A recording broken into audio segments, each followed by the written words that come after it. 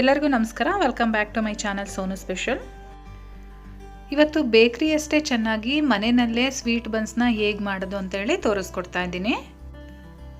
ತುಂಬಾ ಸುಲಭವಾಗಿ ಮಾಡ್ಬೋದು, ಹಾಗೆ ಕೂಡ ಫ್ರೆಶ್ ಆಗಿ ತಿನ್ಬೋದು.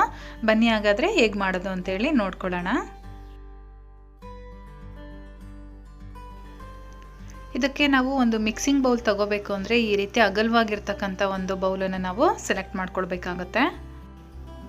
ತಗೊಂಡಿರ್ತಕ್ಕಂಥ ಬೌಲ್ ಒಳಗಡೆ ನಾನು 1.5 ಕಪ್ಪು ಮೈದಾ ಹಿಟ್ಟನ್ನು ಸೇರಿಸ್ಕೊಳ್ತಾ ಇದ್ದೀನಿ. ಹಾಗೆ ನಾನಿಲ್ಲಿ ಒಂದು 1/4 ಟೀ ಸ್ಪೂನ್ ಅಷ್ಟು ಉಪ್ಪು, ಜೊತೆಗೆ ಒಂದು 2.5 ಟೇಬಲ್ ಸ್ಪೂನ್ ಅಷ್ಟು ಸಕ್ಕರೆ ಸೇರಿಸ್ಕೊಳ್ತಾ ಇದ್ದೀನಿ. ತುಂಬ ಸ್ವೀಟ್ ಇಷ್ಟಪಡ್ತೀರಾ ಅಂದರೆ ಇನ್ನೂ 1 ಟೇಬಲ್ ಸ್ಪೂನ್ ಸೇರಿಸ್ಕೊಳ್ಬೋದು. ಹಾಗೆ ನಾನಿಲ್ಲಿ ಈಸ್ಟ್ 1 ಟೀ ಸ್ಪೂನ್ ಸೇರಿಸ್ಕೊಳ್ತಾ ಇದ್ದೀನಿ. ನಾನಿಲ್ಲಿ ತಗೊಂಡಿರ್ತಕ್ಕಂಥ ಈಸ್ಟ್ ಬಂದು ಇನ್ಸ್ಟಂಟ್ ಡ್ರೈ ಈಸ್ಟ್ ಅಂತ ಕೇಳಿದ್ರೆ ಕೊಡ್ತಾರೆ. ಎಲ್ಲ ಕಡೆ ಸೂಪರ್ ಮಾರ್ಕೆಟಲ್ಲಿ ನಿಮಗೆ ಈ ಈಸ್ಟ್ ಸಿಗುತ್ತೆ. ಈ ರೀತಿ ಇನ್ಸ್ಟಂಟ್ ಡ್ರೈ ಈಸ್ಟ್ ಸಿಗ್ತಾ ಇಲ್ಲ, ಇನ್ನೊಂದು ರೀತಿ ಬರುತ್ತೆ, ಅದು ಚಿಕ್ಕ ಚಿಕ್ಕ ಕಾಳು ರೀತಿ ಬಂದಿರುತ್ತೆ. ನಿಮ್ಗೇನಾದರೂ ಆ ರೀತಿ ಈಸ್ಟ್ ಸಿಕ್ಕಿದೆ ಅಂತ ಅಂದರೆ ಅದನ್ನು ನೀವು ಡೈರೆಕ್ಟಾಗಿ ಹಿಟ್ಟೊಳಗಡೆ ಹಾಕೋದು ಬೇಡ. ಫಸ್ಟು ಒಂದು ಸ್ವಲ್ಪ ಬಿಸಿ ಇರ್ತಕ್ಕಂಥ ನೀರೊಳಗಡೆ ಹಾಕ್ಕೊಂಡು ಈಸ್ಟನ್ನು ಆ್ಯಕ್ಟಿವೇಟ್ ಮಾಡಿಕೊಂಡು ನಂತರ ನೀವು ಮೈದಾ ಹಿಟ್ಟೊಳಗಡೆ ಸೇರಿಸ್ಕೊಳ್ಬೇಕಾಗತ್ತೆ. ಈ ರೀತಿ ಇನ್ಸ್ಟಂಟಾಗಿರೋದಾದರೆ ನೀವು ಡೈರೆಕ್ಟಾಗಿ ಹಿಟ್ಟಲ್ಲಿ ಸೇರಿಸ್ಕೊಳ್ಬೋದು. ಇವಾಗ ಇದನ್ನೆಲ್ಲ ಚೆನ್ನಾಗಿ ಹೊಂದ್ಕೊಳ್ಳೋ ರೀತಿ ಒಂದು ಡ್ರೈ ಮಿಕ್ಸ್ ಮಾಡ್ಕೊಳ್ಳೋಣ. ಹಾಗೆ ನಾನಿಲ್ಲಿ 1 ಕಪ್ ನೀರನ್ನು ತೊಗೊಂಡಿದ್ದೀನಿ. ಸ್ವಲ್ಪನೇ ನೀರು ಹಾಕ್ಕೊಂಡು ಚೆನ್ನಾಗಿ ಮಿಕ್ಸ್ ಮಾಡ್ಕೊಳ್ಬೇಕು. ಈ ನೀರು ಉಗುರು ಬೆಚ್ಚಗಿರೋ ಅಂಥ ನೀರು, ಸ್ವಲ್ಪ ಬಿಸಿ ಮಾಡ್ಕೊಂಡಿದ್ದೀನಿ ನಾನು. ತುಂಬ ಸುಡೋ ಹಾಗೆ ಮಾಡ್ಕೊಳಕ್ಕೆ ಹೋಗಬೇಡಿ, ಅಥವಾ ತುಂಬ ಕೋಲ್ಡ್ ಆಗಿರೋ ಅಂಥ ನೀರನ್ನು ತೊಗೊಳಕ್ಕೆ ಹೋಗಬೇಡಿ. ಸ್ವಲ್ಪ ಬೆಚ್ಚಗಿದ್ರೆ ಸಾಕು, ಯಾಕೆಂದರೆ ನಾವು ಈಸ್ಟ್ ಹಾಕಿರೋದ್ರಿಂದ ಅದು ಚೆನ್ನಾಗಿ ಆ್ಯಕ್ಟಿವೇಟ್ ಆಗಬೇಕು. ಹಾಗಾಗಿ ನಾವು ಸ್ವಲ್ಪ ಬಿಸಿಯಾಗಿರ್ತಕ್ಕಂಥ ನೀರನ್ನು ತೊಗೊಳ್ಬೇಕಾಗುತ್ತೆ.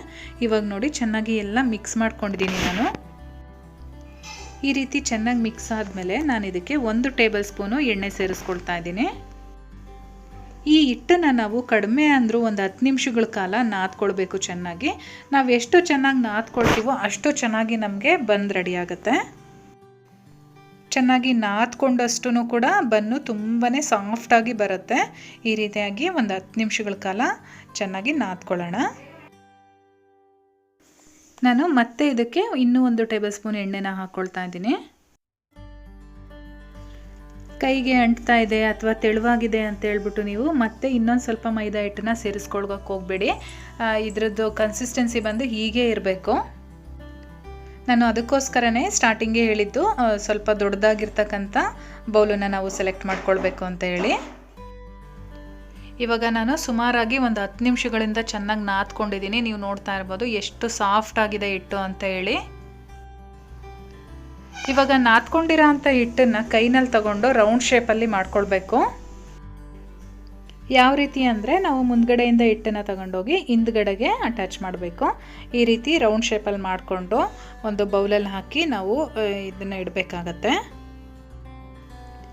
ಇವಾಗ ರೆಡಿಯಾಗಿದೆ. ನಾನು ಇಲ್ಲೊಂದು ಮಿಕ್ಸಿಂಗ್ ಬೌಲ್ ತೊಗೊಂಡಿದ್ದೀನಿ. ಇದಕ್ಕೆ ನೀಟಾಗಿ ಎಣ್ಣೆನ ಅಪ್ಲೈ ಮಾಡ್ತಾ ಇದ್ದೀನಿ. ಇವಾಗ ನಾವು ನಾದ್ಕೊಂಡು ಉಂಡೆ ಮಾಡಿ ರೆಡಿ ಮಾಡಿ ಇಟ್ಕೊಂಡಿದ್ದೀವಲ್ಲ, ಅದನ್ನು ಇದರೊಳಗಡೆ ಇಟ್ಟು ಒಂದು 2 ಗಂಟೆಗಳ ಕಾಲ ನೆನೆಯೋದಕ್ಕೆ ಬಿಡೋಣ.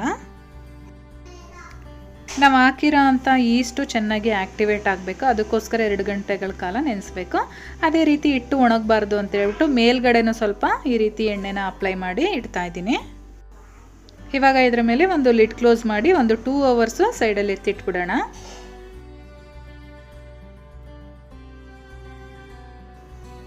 2 ಗಂಟೆಗಳಾದಮೇಲೆ ನಾನು ಲಿಡ್ ಓಪನ್ ಮಾಡ್ತಾ ಇದ್ದೀನಿ. ನೀವು ನೋಡ್ತಾ ಇರ್ಬೋದು ನಾನು ಇಡಬೇಕಾದ್ರೆ ಹಿಟ್ಟು ಎಷ್ಟಿತ್ತು, ಇವಾಗ ಎಷ್ಟಾಗಿದೆ ಅಂತ ಹೇಳಿ. ತುಂಬಾ ಚೆನ್ನಾಗಿ ಆ್ಯಕ್ಟಿವೇಟ್ ಆಗಿದೆ. ಇವಾಗ ನನ್ನ ಕೈಗೆ ಸ್ವಲ್ಪ ಎಣ್ಣೆನ ಅಪ್ಲೈ ಮಾಡಿಕೊಂಡು ಈ ರೀತಿ ಪ್ರೆಸ್ ಮಾಡ್ತೀನಿ. ಒಳಗಡೆ ತುಂಬಿರ್ತಕ್ಕಂಥ ಗಾಳಿ ಏನಿದೆ ಅದು ರಿಮೂವ್ ಆಗುತ್ತೆ. ಈ ರೀತಿ ಆ್ಯಕ್ಟಿವೇಟ್ ಆದ್ರೇ ಮಾತ್ರ ನಮಗೆ ಬನ್ಸ್ ಚೆನ್ನಾಗಿ ಬರೋದು. ಇವಾಗ ಮತ್ತೆ ಒಂದು 5 ನಿಮಿಷಗಳ ಕಾಲ ನಾವು ಚೆನ್ನಾಗಿ ನಾದ್ಕೊಳ್ಬೇಕು. ಇವಾಗ ನಾನು ಸ್ಲ್ಯಾಬ್ ಮೇಲೇ ಸ್ವಲ್ಪ ಹಿಟ್ಟು ಹಾಕ್ಕೊಂಡು ಚೆನ್ನಾಗಿ ನಾದ್ಕೊಳ್ತೀನಿ. ಆವಾಗಲೇ ನೋಡಿ ನಮಗೆ ಕೈಗೆಲ್ಲ ಅಂಟ್ತಾ ಇತ್ತು, ಇವಾಗ ಯಾವುದೇ ರೀತಿ ಅಂಟೋದಿಲ್ಲ, ಅಷ್ಟು ಚೆನ್ನಾಗಿ ಆ್ಯಕ್ಟಿವೇಟ್ ಆಗಿದೆ ನಮಗೆ ಇಲ್ಲಿ. ನಾದ್ಕೊಂಡು ಈ ರೀತಿ ಸಿಲಿಂಡ್ರಿಕಲ್ ಶೇಪಲ್ಲಿ ಮಾಡ್ಕೊಳ್ಳೋಣ. ಇವಾಗ ನಮಗೆ ಯಾವ ಸೈಜಲ್ಲಿ ಬೇಕೋ ಆ ಸೈಜಲ್ಲಿ ಈ ರೀತಿ ಕಟ್ ಮಾಡ್ಕೊಳ್ಳೋಣ. ನಿಮಗೆ ತುಂಬ ದಪ್ಪದಾಗಿ ಬೇಕು ಅಂದರೆ ಒಂದು 4 ಮಾಡ್ಕೊಳ್ಬೋದು. ನಾನಿಲ್ಲಿ ಒಂದು ಮೀಡಿಯಮ್ ಸೈಜಲ್ಲಿ ಮಾಡ್ತಾಯಿದ್ದೀನಿ.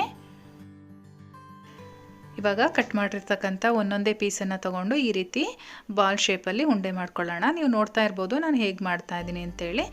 ಮುಂದಗಡೆಯಿಂದ ಹಿಟ್ಟನ್ನು ತೆಗೆದು ಹಿಂದಗಡೆಗೆ ಅಟ್ಯಾಚ್ ಮಾಡಬೇಕು. ಹಿಂದಗಡೆನೂ ಕೂಡ ಚೆನ್ನಾಗಿ ಸೀಲ್ ಆಗಬೇಕು. ಓಪನ್ ಆಗೋ ಥರ ಮಾಡ್ಕೊಳಕ್ಕೆ ಹೋಗ್ಬೇಡಿ. ನಾವು ಈ ರೀತಿ ಕೈಯಲ್ಲೇ ಉಂಡೆ ಮಾಡೋದ್ರಿಂದ ನೀಟಾಗಿ ಯಾವುದೇ ರೀತಿ ಮೋಲ್ಡ್ ಅವಶ್ಯಕತೆ ನಮಗಿಲ್ಲಿ ಬರೋದಿಲ್ಲ. ಇವಾಗ ನಾನು ಒಂದು ಟ್ರೇಗೆ ಎಣ್ಣೆನ ಸವರಿಟ್ಟಿದ್ದೆ. ಆ ಟ್ರೇಗೆ ರೆಡಿ ಮಾಡಿರ್ತಕ್ಕಂಥ ಬನ್ ಬಾಲ್ ಏನಿದೆ ಅದನ್ನು ಇಡ್ತಾ ಇದ್ದೀನಿ. ಅದೇ ರೀತಿಯಾಗಿ ಎಲ್ಲ ಪೀಸಸ್ಗಳ್ನೂ ಕೂಡ ಉಂಡೆಗಳನ್ನ ಮಾಡಿ ಅದರೊಳಗಡೆ ಇಟ್ಕೊಳ್ಳೋಣ. ಫ್ರಂಟಲ್ಲಿ ಎಲ್ಲೂ ಕೂಡ ಕ್ರ್ಯಾಕ್ ಆಗಬಾರ್ದು. ಆ ರೀತಿಯಾಗಿ ನೀಟಾಗಿ ನಾವು ಬಾಲ್ಸ್ನ ಮಾಡಬೇಕಾಗತ್ತೆ.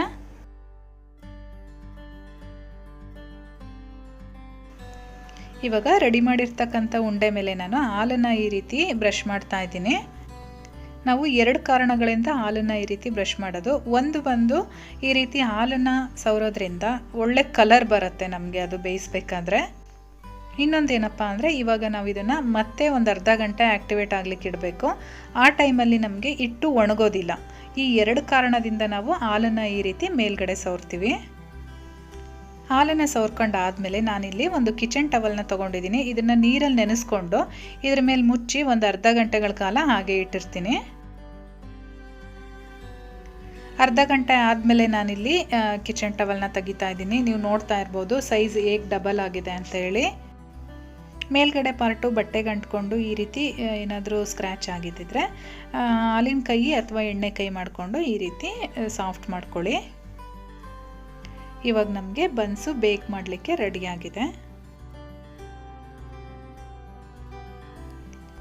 ನಾನಿಲ್ಲಿ ಓವನ್ನ 180 ಡಿಗ್ರಿಲಿ 5 ನಿಮಿಷ ಹೀಟ್ ಮಾಡ್ಕೊಳ್ತಾ ಇದ್ದೀನಿ. 5 ನಿಮಿಷ ಹೀಟ್ ಆದಮೇಲೆ ನಾವು ರೆಡಿ ಮಾಡಿರ್ತಕ್ಕಂಥ ಬನ್ಸ್ನ ಇದರೊಳಗಡೆ ಇಟ್ಟು ಅದೇ 180 ಡಿಗ್ರಿನಲ್ಲಿ ಒಂದು 23 ನಿಮಿಷಗಳ ಕಾಲ ಬೇಯಿಸ್ಕೊಳ್ತೀನಿ, ಬೇಕ್ ಮಾಡ್ಕೊಳ್ತೀನಿ. ನೀವೇನಾದರೂ ಒಲೆ ಮೇಲೆ ಮಾಡ್ತಾ ಇದ್ದೀರಾ, ಡೈರೆಕ್ಟಾಗಿ ಸ್ಟವ್ ಮೇಲೆ ಮಾಡ್ತಾ ಇದ್ದೀರಾ ಅಂತ ಅಂದರೆ ಅದನ್ನು ಕೂಡ ಅಷ್ಟೇ ಒಂದು 5 ನಿಮಿಷಗಳ ಕಾಲ ಒಂದು ಪ್ಯಾನನ್ನು ಹೀಟ್ ಮಾಡಿಕೊಂಡು ನೀವು ಪ್ಯಾನ್ ಒಳಗಡೆ ಯಾವ ಪ್ಲೇಟಲ್ಲಿ ರೆಡಿ ಮಾಡಿ ಇಟ್ಕೊಂಡಿರ್ತೀರೋ ಆ ಪ್ಲೇಟ್ ಇಟ್ಬಿಟ್ಟು ಒಂದು 25 ನಿಮಿಷಗಳ ಕಾಲ ಮೀಡಿಯಮ್ ಫ್ಲೇಮಲ್ಲಿ ಇಟ್ಕೊಂಡು ಬೇಯಿಸ್ಕೊಳ್ಳಿ. ನಾವು ಕೇಕ್ ಎಲ್ಲ ಯಾವ ರೀತಿ ಮಾಡ್ತೀವೋ ಆ ರೀತಿಯಾಗಿ.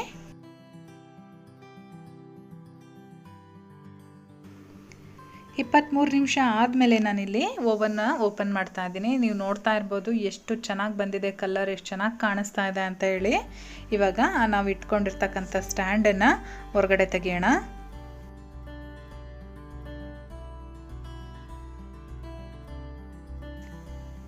ನಾವು ಓವನಿಂದ ಆಚೆ ತೆಗೆದಾಗ ಬನ್ಸು ತುಂಬ ಸಾಫ್ಟ್ ಇರಲ್ಲ, ತುಂಬ ಹಾರ್ಡ್ ಇದೆ ಅಂತ ಅನಿಸುತ್ತೆ.